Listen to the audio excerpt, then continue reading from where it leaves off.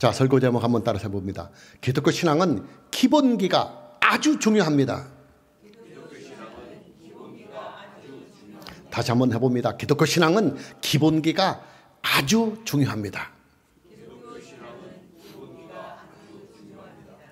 오늘은 주어진 본문의 말씀을 가지고 기독교 신앙에서 기본기가 얼마나 중요한가 하는 것을 말씀으로 함께 만나보려고 합니다. 저는 기타를 친 연수가 상당합니다. 중학교 2학년 때부터 통기타를 치며 노래를 부르기 시작했고, 제가 통기타를 치면서 노래를 불렀던 그 세월들은 공백기가 거의 없습니다. 저는 병역 의무 기간 중에도 거의 매일같이 통기타를 치면서 노래를 불렀습니다. 저는 이제 현역병이 아니고 방위 생활을 했습니다. 하루 종일 예비군 중대본부 사무실에서 행정일을 봤었습니다. 하루의 일과가 마치면 집으로 귀가를 해야 하는데, 집에 가면 기타를 못 치고 노래를 못 부르니까 그냥 중대본부 사무실 소파에서 2년 동안 잤습니다. 퇴근 후에 사무실에서 기타를 치며 또 노래를 부르기도 하고, 그리고 공부도 했습니다. 통기타를 치면서 노래를 부르는 저의 열정이 얼마나 대단하냐 하면은, 제가 중학교 2학년, 중학교 3학년 때는 한겨울에도 동네 야산에 가서 서너 시간씩 기타를 치며 노래를 불렀습니다. 손이 얼마나 시렸겠어요.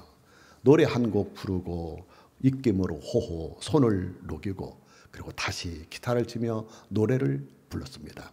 그런데요, 제 기타 실력은 연수에 비해서 아주 뒤떨어지는 실력입니다. 그 이유가 뭐냐?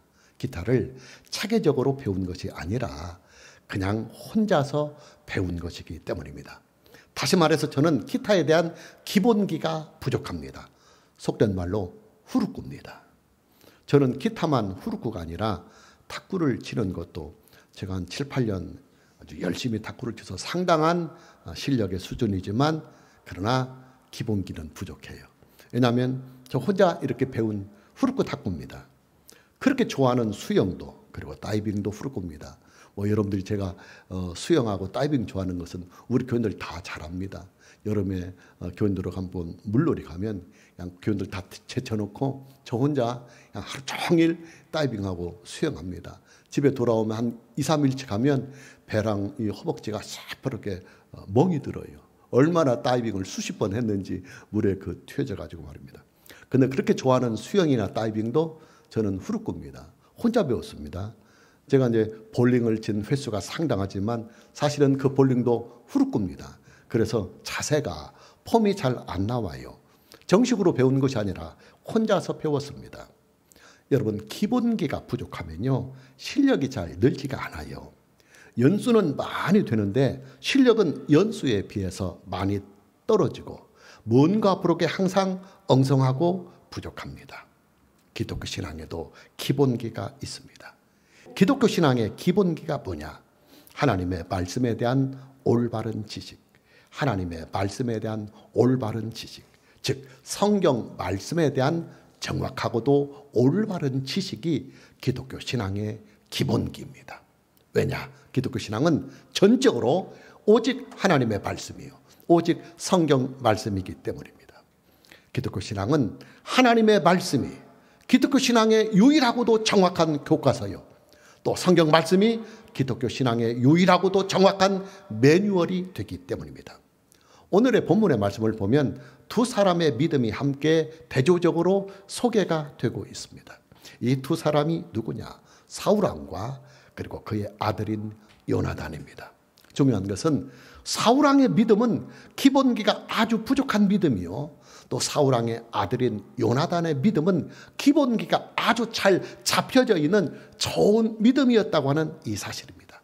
당연히 이 두 사람의 믿음은 그 결과가 확연히 차이가 드러나겠지요. 기본기가 잘 잡혀져 있는 요나단의 믿음은 이길 수 없는 전쟁을 이기게 하는 원동력을 제공해 줍니다. 그러나 기본기가 턱없이 부족한 사울왕의 믿음은 그로 하여금 그릇된 판단을 하게 만들어서 전쟁터에 나간 군인들을 쫄쫄 굶게 만들고, 또 허기에 지친 군인들로 하여금 짐승을 잡아서 피채 먹게 하는 죄를 유발하게 됩니다. 이뿐만이 아닙니다.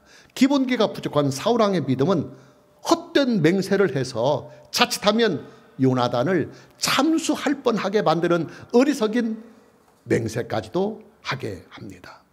먼저 사울왕의 아들인 요나단의 믿음을 말씀을 통해서 함께 봅니다. 블레셋의 군대와 이스라엘의 군대가 서로 대치 상황에 있을 때 사울왕의 아들인 요나단은 이 전쟁에서의 승기를 잡기 위해서 선제 기습 공격을 감행합니다. 요나단의 기습 공격 군대의 규모가 얼마나 되느냐? 단 2명뿐이었습니다.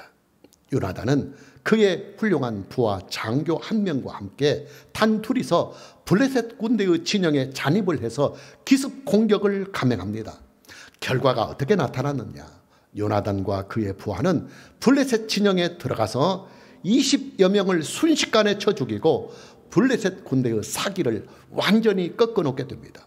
오늘 본문 14절과 15절 말씀을 보면 요나단과 그 무기를 든 자가 반나절 가리 땅 안에서 처음으로 쳐 죽인 자가 20명 가량이라. 들에 있는 진영과 모든 백성들이 공포에 떨었고 부대와 노략군들도 떨었으며 땅도 진동하였으니 이는 큰 떨림이었더라 그랬습니다. 본문 14절 말씀을 보면 요나단과 그의 부하 장교가 블레셋 군대의 진영에 잠입을 해서 블레셋 군대를 무찌르기를 시작하는데 반나절 가리 땅 안에서 처음으로 죽인 자가 20명가량이라고 성경은 기록을 하고 있습니다. 여기서 반나절 가리 땅 안이라고 하는 이 말씀은 요나단과 그의 부하 장교가 블레셋 군대와 쌓인 그 공간, 그 넓이의 범위를 나타내는 말씀입니다. 황소 2마리가 하루 동안 밭을 갈 수 있는 넓이의 절반에 해당하는 용적입니다. 요나단과 그의 부하 장교는 블레셋 군대의 진영에 잠입을 해서 단숨에 반나절 가리 땅 안을 종횡무진을 하면서 블레셋 군대 20여 명가량을 쳐 죽였다는 말씀입니다. 계속해서 본문 15절 말씀을 보면 들에 있는 진영과 모든 백성들이 공포에 떨었고 부대와 노략군들도 떨었다고 성경은 기록을 하고 있습니다. 요나단과 그의 부하 장교가 기습 공격을 한 블레셋 그 군대는 요즘으로 말하면 이제 군대의 선두에서 상대방의 동태를 이렇게 살피는 수색대에 해당하는 부대들이었습니다.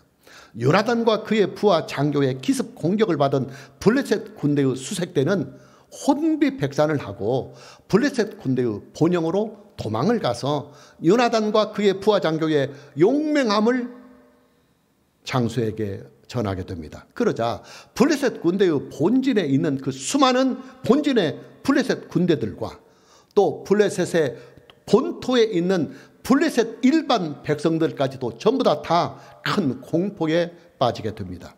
이때 하나님께서는 큰 공포에 떨고 있는 블레셋 군대가 머물고 있는 그 본진의 그 땅에 큰 지진을 일으켜서 블레셋 전체 군대는 엄청난 공포와 두려움에 빠지게 됩니다.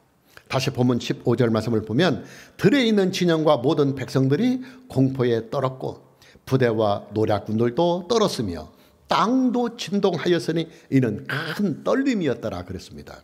본문 15절 말씀을 보면 땅도 진동하였으니 이는 큰 떨림이었다는 말씀이 나와요. 블레셋 군대의 진영에 하나님께서 큰 지진을 주셔서 그 지진으로 인해서 블레셋 군대의 본진이 전체가 다 큰 두려움에 떨었다는 말씀입니다.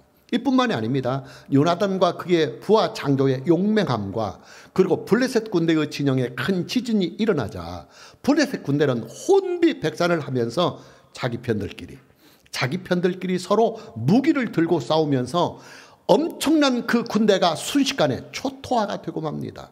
자기들끼리 싸워서 죽이니까요. 본문 20절 말씀을 보면 사울과 그와 함께한 모든 백성이 모여 전쟁에 가서 본즉 블레셋 사람들이 각각 칼로 자기의 동무들을 침으로 크게 혼란하였더라. 블레셋 군대 사람들이 서로 자기 편들이 싸웠더라 그 말입니다. 무슨 말이냐? 블레셋 군대 전체는 이제는 더 이상 전투를 수행할 수 없을 정도로 엄청난 타격을 입게 되었다는 말입니다. 이제 블레셋 군대의 선택은 오직 하나뿐입니다. 후퇴하는 길뿐입니다. 그들의 땅으로 출행랑을 치는 길뿐입니다. 본문 22절과 23절 말씀을 보면 에브라임 산지에 숨었던 이스라엘 모든 사람도 블레셋 사람들이 도망함을 듣고 싸우러 나와서 그들을 추격하였더라. 여호와께서 그날에 이스라엘을 구원하심으로 전쟁이 베다인을 지나니라 그랬습니다. 이른바 믹마스 전투의 대승리입니다. 자, 중요한 것은 이스라엘 군대의 이런 위대한 승리가 어디에서부터 나왔느냐는 이 사실입니다. 사울왕의 아들 요나단의 믿음의 행동에 대한 하나님의 응답이 믹마스 전투의 승리의 배경이 되었습니다. 우리는 여기에서 요나단의 믿음을 자세히 살펴볼 필요가 있습니다. 여러분, 요나단의 믿음은요, 기본기가 아주 잘 잡혀져 있는 믿음이었어요. 그리고 요나단의 그 믿음의 기본기는 하나님의 말씀을 바르게 알고 있는 올바른 믿음의 지식으로부터 나왔습니다. 본문 6절 말씀을 보면 요나단이 자기의 무기를 든 소년에게 이르되 우리가 이 할례받지 않은 자들에게로 건너가자. 여호와께서 우리를 위하여 일하실까 하노라. 여호와의 구원은 사람이 많고 적음에 달리지 아니하였느니라 그랬습니다. 본문 6절 말씀을 보면 요나단이 자기의 무기를 든 부하 장교에게 기습 공격에 함께 동행을 해달라고 부탁을 하면서 하는 말입니다. 본문 6절 말씀을 보면 요나단은 그의 부하 장교에게 이런 말을 합니다. 우리가 이 할례받지 않은 자들에게도 건너가자고 말입니다. 요나단은 여기에서 블레셋 군대를 향해서 할례받지 않은 자들이라는 표현을 사용하고 있습니다. 블레셋 군대는 하나님의 언약에서 제외된 군대요. 또 블레셋 군대는 하나님의 나라를 대적하는 악한 군대라는 말입니다. 그런데 그런 악한 군대가, 불의한 군대가 하나님의 백성인 이스라엘을 침략해 왔으니까 블레셋 군대를 물리치기 위한 이 전쟁은 영적인 전쟁이요 믿음의 전쟁으로 요나단은 보고 있다는 말입니다. 무슨 말이냐? 요나단은 블레셋 군대와 이스라엘의 군대의 이 전쟁을 선과 악의 전쟁으로 보고 의와 불의의 전쟁으로 보고 있다는 말입니다. 그리고 한 걸음 더 나아가서 하나님의 구속자를 위한 영적인 전쟁으로 보고 있다는 말입니다. 요나단의 신앙의 기본기, 기초를 우리가 엿볼 수가 있는 말씀입니다. 계속해서 보면 6절 말씀을 보면 요나단은 그의 부하 장교에게 이런 말을 해요. 여호와께서 우리를 위하여 일하실까 하노라 하고 말입니다. 자, 요나단의 이 말은 번역이 조금 어색한 부분이 있어요. 왜냐하면 여호와께서 우리를 위하여 일하실까 하노라 하는 이 말은 그 뉘앙스가 약간은 부정적인 면이 내포하여 있기 때문이에요. 자, 이 어색한 이 번역이 왜 이렇게 한글 번역 성경에 나오게 됐느냐? 본문 6절 말씀에 사용된 히브리어 울라이라고 하는 이 단어의 번역 때문이에요. 울라이라고 하는 이 히브리어 단어는 혹시라는 뜻을 가지고 있는 단어입니다. 그래서 우리가 사용하고 있는 개역 개정 성경은 혹시라고 하는 이 의미를 번역에 반영을 해서 여호와께서 우리를 위하여 일하실까 하노라, 이렇게 번역을 하면서 약간은 부정적인 의미를 살렸습니다. 그러나 여러분, 본문에 사용이 되고 있는 울라이라고 하는 이 히브리어 단어는요, 혹시라는 뜻만 가지고 있는 것이 아니에요. 그 반대로 정령, 필시, 반드시라고 하는 이 뜻도 동시에 함께 가지고 있는 단어입니다. 자, 그럼 히브리어 울라이라고 하는 이 뜻을 번역할 때 어떻게 번역을 해주는 것이 올바른 번역이 되겠느냐? 앞뒤 전후 문맥을 보고 그 문맥에 맞게 이 단어를 번역을 해주는 것이 가장 올바른 번역입니다. 여러분, 그렇잖아요. 말이라고 하는 것은요, 단어 그 하나만을 가지고 번역을 해서는 안 되고 말 전체의 의미를 살려서 번역을 해줘야 올바른 번역이 되는 것입니다. 자, 그렇다면 본문 6절의 말씀에 나오는 이 울라이라고 하는 히브리어 단어를 어떻게 번역을 해주는 것이 문맥에 잘 맞는 번역이 될까요? 당연히 문맥에 맞게 번역을 하려면 혹시라고 하는 이 뜻보다는 필시 혹은 반드시라고 하는 긍정적인 의미를 더욱 살려서 번역을 해줘야 이것이 올바른 번역이 됩니다. 자, 무슨 말이냐? 요나단이 블레셋 군대를 기습 공격을 하려고 세운 이 계획은 전적으로 그의 믿음으로부터 나왔다는 말이에요. 요나단은 하나님을 믿되 대충 믿은 것이 아니라 하나님의 말씀 안에서 체계적인 신앙을 가지고 기본기를 아주 두텁게 갖게 되었으므로 하나님을 믿을 때 그는 전혀 의심을 하지 않고 온전히 믿고 있었다는 말이에요. 자, 참고로 우리가 사용하고 있는 개역 개정 성경 말고 한국에서 사용하고 있는 다른 한글 번역 성경을 보면 본문 6절 말씀을 어떻게 번역을 하고 있느냐 하면, 먼저 공동 번역에는 야훼께서 손을 써 주실 것이다. 그러니까 이게 부정적인 의미가 거의 없어요. 야훼께서 손을 써 주실 것이다는 긍정적인 의미를 더욱 살려서 번역을 했습니다. 그리고 새 번역 성경을 보면 주님께서 도와주시면 승리를 거둘 수도 있다, 그렇게 번역을 했습니다. 그리고 마지막으로 현대인 성경은 아마 여호와께서 우리를 위하여 기적을 베풀어 주실 것이다, 이렇게 번역을 했습니다. 여러분, 요나단의 이 말은요, 요나단의 믿음이 부족하거나 믿음이 흔들려서 나오는 말이 전혀 아니에요. 요나단은 자기가 믿음으로 블레셋 군대를 먼저 선제 기습 공격을 하면 하나님께서 반드시 그의 믿음에 대하여 역사해 주실 것이라고 하는 확신을 가지고 블레셋 군대를 기습하자고 그의 충성된 부하 장교에게 말을 했던 것입니다. 계속해서 보면 6절 말씀을 다시 봅니다. 요나단이 자기의 무기를 든 소년에게 이르되 우리가 이 할례받지 않은 자들에게로 건너가자. 여호와께서 우리를 위하여 일하실까 하노라. 여호와의 구원은 사람이 많고 적음에 달리지 아니하였느니라. 본문 6절 말씀을 보면 여호와의 구원은 사람이 많고 적음에 달리지 아니하였다는 말씀이 나옵니다. 요나단은 그의 부하 장교와 단 둘이서 그 엄청난 규모의 블레셋 군대와 전투를 계획하면서 이 전투의 승리는 군대의 숫자에 달려있는 것이 아니라 오직 하나님 한 분만의 역사에 달려있다고 하는 이 사실을 그는 믿음으로 굳게 믿었다는 말입니다. 하나님께서 블레셋을 기습 공격하는 이 두 사람과 함께 하시면 그들은 일당 천, 일당 만, 아니 일당 10만, 아니 일당 블레셋 군대 전체도 다 물리칠 수 있다고 하는 가능성 있는 이 믿음을 가지고 그들은 적지에 뛰어들었다, 그 말입니다. 여러분이 한번 판단을 해보십시오. 병거가 3만이에요. 블레셋 군대가 병거. 그 다음에 마병이 6천입니다. 그리고 보병 군대는 숫자를 헤아릴 수가 없어서 성경이 해변에 모래같이 많았다, 이렇게 블레셋 군대의 숫자 규모를 성경은 기록하고 있어요. 그런데 그런 엄청난 군대에 맞서서 요나단은 그의 부하 장교와 단 둘이서 지금 기습 공격을 감행하고 있습니다. 어떻게 보면 그냥 죽으러 가는 것이나 다름이 없는 일입니다. 그러나 요나단은 죽으려고 전쟁터에 뛰어드는 것이 아니에요. 블레셋 군대에게 하나님의 역사를 나타내 보이기 위해서. 하나님의 역사는 사람의 많고 적음에 있는 것이 아니라, 비록 우리가 두 사람이지만 우리 두 사람에게 하나님이 함께 하시면 우리 두 사람이 능히 저 블레셋 군대를 다 물리칠 수 있다고 하는 이 믿음을 가지고 그 살벌한 전쟁터에 몸을 던지고 있는 것입니다. 여러분, 고대 시대의 전쟁은요, 군대의 사기에 전쟁의 승패가 달려 있습니다.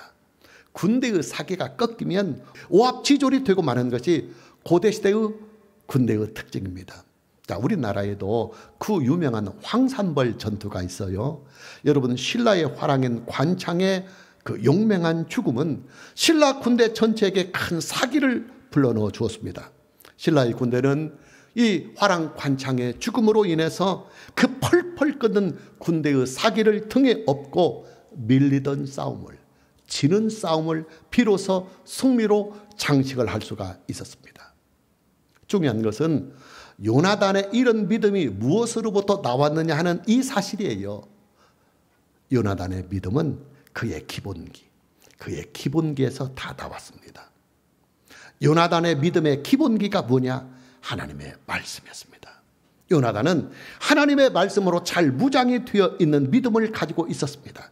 그는 하나님의 말씀을 통해서 하나님을 알되 바르게 알았고, 그리고 하나님의 말씀을 통해서 하나님을 믿되 그 말씀 안에서 하나님을 바르게 믿었습니다. 아주 중요한 말이에요. 하나님을 잘 믿으려면 먼저 하나님을 바르게 알아야 됩니다. 신지식이 중요합니다. 이 지식이 잘못되면 엄원대로 갑니다. 두 번째, 하나님을 바르게 잘 믿으려면 성경 안에서, 하나님의 말씀 안에서 말씀을 쫓아 하나님을 믿어야 하는 것입니다. 여러분, 기독교 신앙은요, 오직 하나님의 말씀입니다. 오직 성경 말씀입니다. 하나님의 말씀이 오류가 전혀 없는 유일한 기독교 신앙의 교과서요, 또 하나님의 기록된 말씀인 신구약 성경 66권만이 유일하게 존재하는 기독교 신앙의 매뉴얼입니다. 당연히 우리의 믿음은 철저하게 하나님의 말씀으로 세워지는 믿음이 되어야 합니다. 우리의 믿음은 철저하게 오직 성경으로만 잘 세워져 나가야 합니다. 이것이 바로 기독교 신앙의 기본기입니다. 오늘 저와 여러분 모두에게 하나님의 기록된 말씀인 신구약 성경 66권의 터 위에서 저와 여러분의 믿음의 기본기가 잘 잡혀져 세워져 가는 이 은혜가 있기를 먼저 주님의 이름으로 축복합니다. 자, 이번에는 사울왕의 믿음을 봅니다. 사울왕의 믿음은 반대로 기본기가 거의 없는 아주 부실한 믿음이었습니다. 그의 믿음은 하나님의 말씀으로 세워진 믿음이 아니라 자기 방식대로 믿는 제멋대로의 신앙이었습니다. 본문 24절 말씀을 보면 이날에 이스라엘 백성들이 피곤하였으니 이는 사울이 백성에게 맹세시켜 경계하여 이르기를 저녁 곧 내가 내 원수에게 보복하는 때까지 아무 음식물이든지 먹는 사람은 저주를 받을지어다 하였습니다. 그러므로 모든 백성이 음식물을 맛보지 못하고 그랬습니다. 본문 24절 말씀을 보면 이날에 이스라엘 백성이 피곤하였다. 여기서 이 백성은 군대를 말해요. 이스라엘 군대를 말합니다. 왜 이스라엘의 군대가 피곤하였느냐? 사울왕이 이스라엘 군대 전체에게 금식령을 선포했기 때문에 이스라엘의 전체 군인들이 하루 동안 꼬박 전쟁터에서 굶고 있었기 때문입니다. 사울왕은 믹마스 전투에서 대승리를 이룬 후에 하나님께 감사하는 마음으로 한창 지금 전투에 임하고 있는 이스라엘 군대에게 하루 동안 금식을 명해버립니다. 여러분, 전투에 임하고 있는 군인들에게 하루 동안 금식을 명하는 이 일이요, 지혜로운 일입니까? 아니면 멍청한 일입니까? 물론 그의 이런 금식령의 선포는 그의 믿음으로부터 나왔습니다. 도저히 이길 수 없는 믹마스 전투에서 위대하게 승리한 그 승리를 하나님께 감사하면서 하루 동안 온 이스라엘 군대에게 금식을 하면서 하나님께 영광을 돌리려 했던 것입니다. 이게 신앙으로부터 나온 것입니다. 그러나 그의 이런 신앙의 결정은 아주 멍청한 일입니다. 아니, 군대가 싸움을 하려면 힘이 있어야 하는데 하루 동안 쫄좀 굶고 어떻게 전투에 임할 수가 있겠습니까? 문제는 사울왕의 이런 금식 명령이 그의 믿음으로부터 나왔다고 하는 이 사실에 있습니다. 사울왕은 도저히 이길 수 없는 전쟁을 이기고 나니까 가슴이 막 벅차올라서 이스라엘 군대 전체가 하루 동안 금식을 해서라도 하나님께 감사를 드리고 싶었어요. 그래서 금식령을 내렸습니다. 그러나 사울왕의 이런 믿음은 올바른 믿음이 아니었습니다. 사울왕의 이 믿음은 속된 말로 후루꾸 믿음이었습니다. 기본기가 전혀 없는 잘못된 믿음이었습니다. 사울왕의 이런 금식령 선포가 어떤 부작용을 낳게 됐느냐? 첫째, 굶주린 이스라엘 군인들이, 여러분, 전투를 하는 사람들이 어떻게 굶고 전투를 하겠어요? 못합니다. 배고파서. 멀쩡한 사람도 그냥 하루 동안 아무것도 먹지 않으면 기진맥진 하는데 뭐 지금 전투가 한창인 그런 군인들에게 하루 동안 쫄쫄 굶겨놓 보세요. 전투 못합니다. 그러니까 굶주린 이스라엘의 군인들이 눈에 보이는 대로 짐승을 잡아서 먹게 되는데 율법이 금지한 짐승의 피채 함께 먹었다는 것입니다. 급하니까 법이고 먹고 그냥 상관이 없어요. 우선 뭐 살고 봐야 되니까. 그래서 막 닥치는 대로 짐승들을 잡아서 율법이 금지한 피까지 함께 먹게 되었어요. 본문 32절 말씀을 보면 백성이 이에 탈취한 물건에 달려가서 양과 소와 송아지들을 끌어다가 그것을 땅에서 잡아 피채 먹었더니 그랬습니다. 두 번째의 부작용은 뭐냐? 사울왕의 헛된 면세 때문에 하마터면 요나단이 참수를 당할 뻔했습니다. 그 훌륭한 그 믿음의 큰아들 요나단이 참수를 당할 뻔합니다. 사울왕은 이스라엘 군대에게 금식령을 내린 후에 만일 이 왕의 금식령을 어기는 자는 하나님의 저주를 받을 것이다. 하나님의 저주를 받을 것이다. 여기는 예외가 없다. 이런 선포를 합니다. 그런데 사울왕의 이런 저주의 선포를 전쟁터에 나가 있는 요나단이 들을 리가 없지요. 그러니까 못 들었어요. 전혀 알지를 못했습니다. 어느 날 요나단은 전투를 하다가 너무 배가 고프니까 막 탈진이 오니까 급해가지고 벌집에 가서 꿀을 먹게 됩니다. 사울왕은 자기가 한 이 저주의 맹세가 있기 때문에 그의 아들인 요나단을 참수를 하려고 합니다. 왜냐하면 왕으로서 지 열을 불문하고 이 금식령을 어기는 자는 하나님의 저주를 받는다고 그랬으니까 참수를 하려고 합니다. 다행히도 이스라엘의 온 군대가 사울왕에게 탄원을 해서 요나단은 참수의 위험을 간신히 면하게 됩니다. 여러분, 사울왕의 이 저주의 맹세는요, 그의 잘못된 신앙에서 나온 아주 위험한 맹세입니다.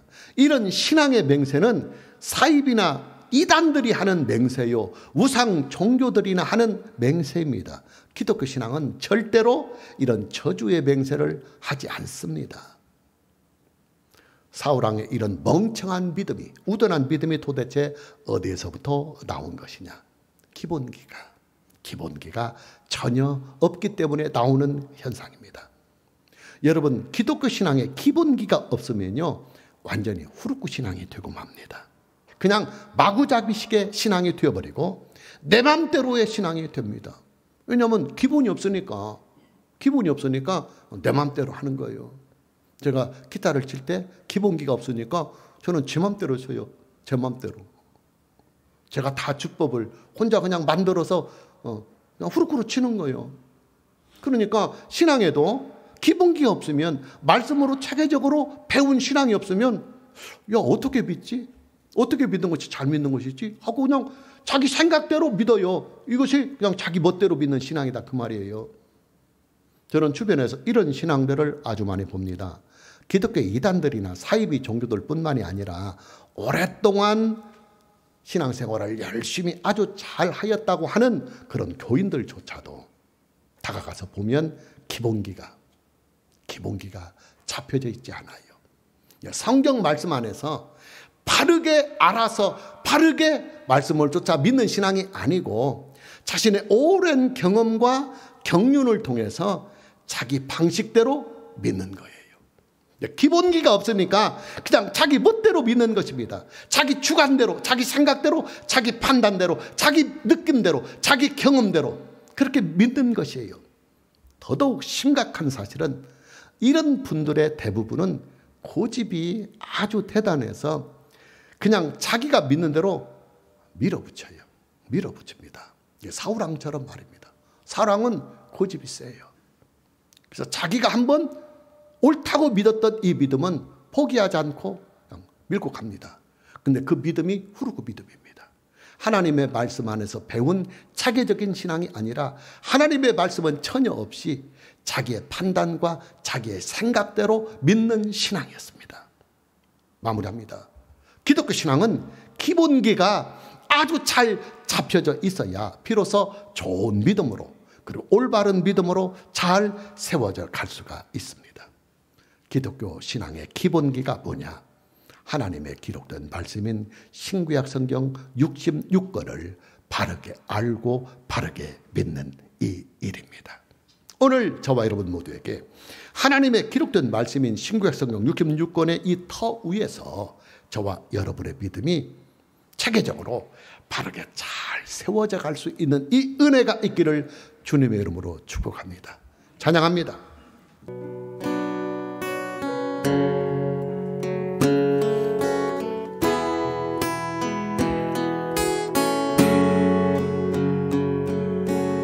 모든 입으로 예수를 주라 시인하며 모두 엎드려 예수님 앞에 모든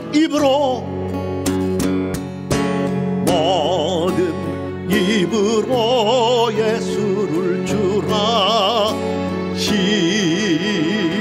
시인하며 모두 엎드려 예수님 앞에 경배하네. 아버지께 예배드립니다. 온 남다의 찬양이. 오른손 높이 들고 다시 처음부터 고백합니다. 모든 입으로 예수를 주라 시인하며 모두 엎드려 예수님 앞에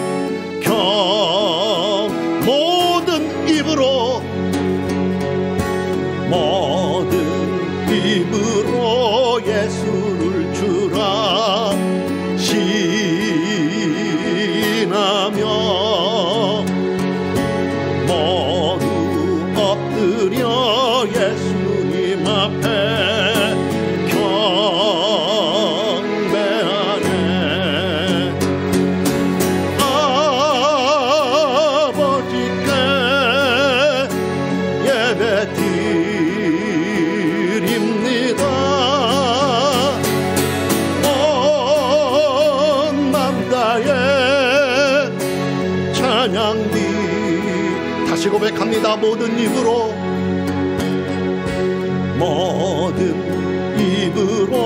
예수를 주라 시인하며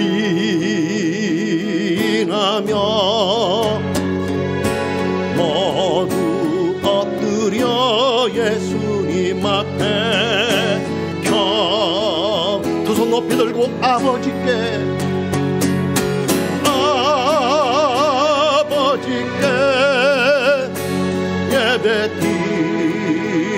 예배드립니다.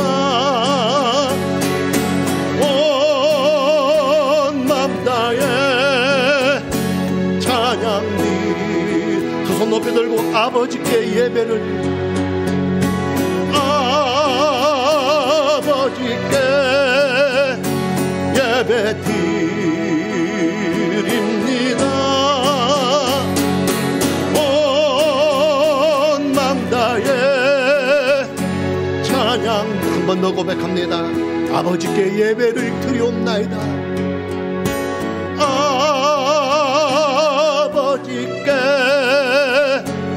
예배드립니다.